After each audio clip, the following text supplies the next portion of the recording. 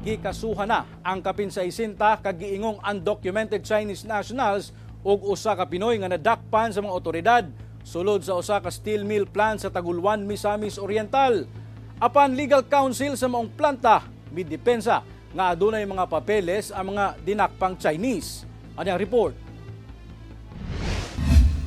Human ang nahitabong operasyon sa National Bureau of Investigation, Philippine Anti-Organized Crime Commission o Department of National Defense sa usa ka steel mill plant sa Taguluan, Misamis Oriental niadtong adlawng Sabado. Gibutyag sa karon sa mga otoridad nga hingpit na nga napasakaan og kaso ang 69 ka mga Chinese nationals nga giingong walay mga igong papel ug usa ka Pinoy. Violation of nuclear safety regulation, labor laws, immigration laws, and consumer protection statute.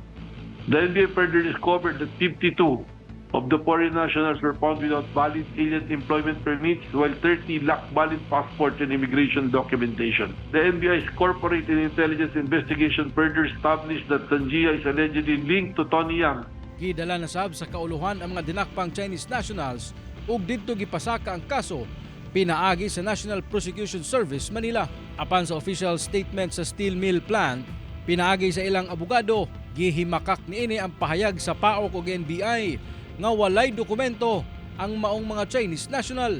Sumala nila misulod sa reglamento ang mga Chinese nga gitawag nilang Chinese Technical Personnel. Gibutyag sab nila nga adunay radioactive materials sa ubang mga raw materials sa paghimo og bakal, apan anaa lang kini sa low level ug misubay kini sa regulatory compliance ug industry standards. Regards to paggamit ng radioactive materials, yan ang isang pinagdudugtong-dugtong pa natin ngayon. That is what we are trying to find out.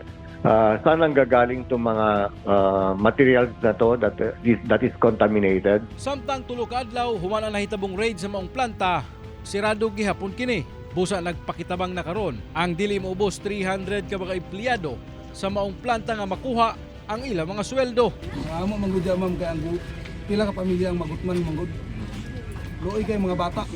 Sige kayo, bala na kami mga di mga kao, mga bata ang importante. Hinoon gisiguro man sab sa Department of Labor Region 10 nga mahatagan sa ilang ulahing sweldo ang mga empleyado sa steel mill plant. The Department of Labor has allocated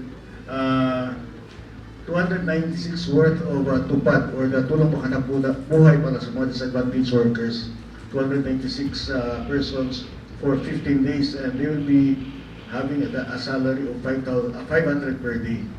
So muna ang atong intervention, immediate intervention for the affected workers. Kauban si Makoy Sempron, James Paulo Yap, 1 Mindanao.